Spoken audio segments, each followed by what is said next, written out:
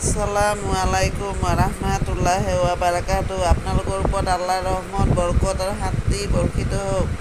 আউযু বিল্লাহি মিনাশ শাইতানিৰ ৰাজিম। বিসমিল্লাহিৰ ৰাহমানিৰ ৰাহিম। খাটা খোৱা শয়তানৰ প্ৰচলনিৰ পৰা আল্লাহ তুমি আমাক ৰক্ষা কৰা।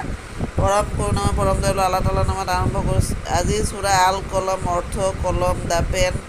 এইটো 21 নম্বৰ আয়াতৰ পৰা 30 নম্বৰ আয়াতলৈকে পঢ়ি শুনাব খুজিছোঁ। আশা কৰোঁ আপোনালোকে শুনি অশেষ সওৱাব অৰ্জন কৰিব পাৰিব। 21 নম্বৰ। ৰাতিপুৱালত সিহঁতে ইজনে সিজনক ৰিঙিয়াই ক'লে। 22 নম্বৰ। শস্য চপাবলৈ হ'লে পুৱাতেই নিজ নিজ শস্যক্ষেত্ৰলৈ যোৱা হওক। 23 নম্বৰ। সিহঁত পথাৰলৈ ওলাই গ'ল। যাওঁতে যাওঁতে পৰস্পৰে মনে মনে এই বুলি আলোচ কৰি গৈছিল যে 24 নম্বৰ। চাবা, আজি যাতে কোনো দুখীয়া খোজনীয়া বাগানত সোমাই তোমালোকৰ ওচৰ চাপিব নোৱাৰে।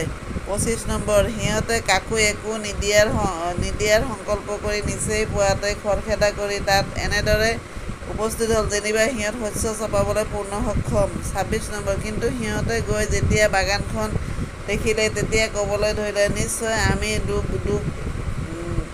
আমি ভুল পথে আহিলোঁ। 27 নম্বৰ। নহয়, বৰং আমি আমাৰ পৰিশ্ৰমৰ ফলৰ পৰাহে বঞ্চিত হ'লোঁ।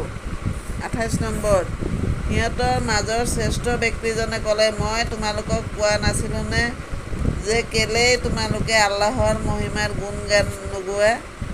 29 নম্বৰ। সিহঁতে লগে লগে ক'বলৈ ধৰিলে, মহান আৰু পবিত্ৰ আমাৰ প্ৰভু, বাস্তৱিকতে আমাৰেই অন্যায় হৈছিল। 30 নম্বৰ। পিছত সিহঁতে পৰস্পৰে ইজনে সিজনক দোষাৰোপ কৰিবলৈ ধৰিলে।